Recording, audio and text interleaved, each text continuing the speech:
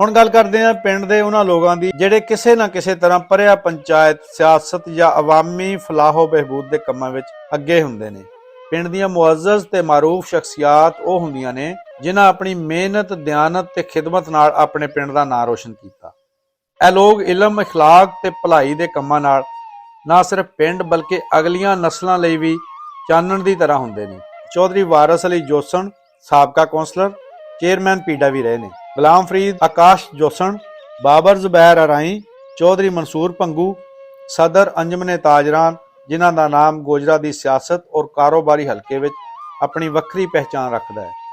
ਸਨ 2013 ਵਿੱਚ ਨੂਨ ਲੀਗ ਦੇ ਟਿਕਟ ਤੇ PP 118 ਦੇ ਹਲਕੇ ਵਿੱਚੋਂ ਇਲੈਕਸ਼ਨ ਵੀ ਲੜਿਆ ਸੀ। ਅਮਨ ਕਮੇਟੀ ਦੇ ਮੈਂਬਰ ਵੀ ਨੇ ਜਨਾਬ ਮਕਸੂਦ ਅਹਿਮਦ ਭੰਗੂ, ਮੈਂਬਰ ਅਮਨ ਕਮੇਟੀ ਟੋਬਾ ਟੇਕ ਸਿੰਘ, ਮੀਆਂ ਮੁਹੰਮਦ ਹਨੀਫ, ਮੀਆਂ ਸ਼ੌਕਤ ਅਲੀ, ਮੀਆਂ ਜਾਵੇਦ ਅਖਤਰ ਜਿਹੜੇ ਕਿ ਟੈਕਸਟਾਈਲ ਮਿਲ ਵਿੱਚ GM ਦੇ ਅਹੁਦੇ ਤੇ ਆਪਣੀ ਡਿਊਟੀ ਦੇ ਰਹੇ ਨੇ।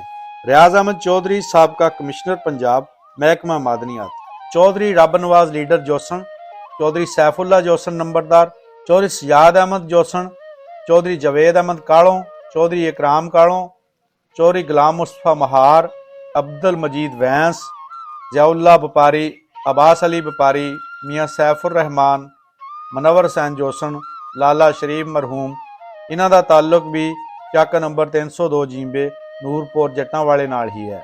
ਦੋਸਤੋ, ਇਹ ਸੀ ਸਾਡਾ ਅੱਜ ਦਾ ਪਿੰਡ।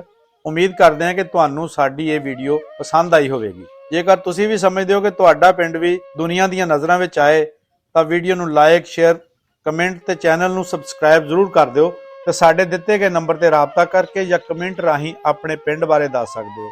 ਇਹ ਵੀਡੀਓ ਛੋਟੇ-ਛੋਟੇ ਪਾਰਟਸ ਵਿੱਚ ਵੇਖਣ ਲਈ ਤੁਸੀਂ ਸਾਨੂੰ ਫੇਸਬੁੱਕ ਪੇਜ ਇੱਕ ਪਿੰਡ ਪੰਜਾਬ ਦਾ ਤੇ ਨਾਸਰ ਕਿਸਾਨਾ ਹੁਸ਼ਿਆਰਪੁਰੀਆ, ਟਿਕਟੌਕ ਅਕਾਊਂਟ ਨਾਸਰ ਕਿਸਾਨਾ 370 ਤੇ ਇੰਸਟਾਗ੍ਰਾਮ ਤੇ ਨਾਸਰ ਕਿਸਾਨਾ ਹੁਸ਼ਿਆਰਪੁਰੀਆ ਨੂੰ ਫਾਲੋ ਕਰ ਸਕਦੇ ਹੋ।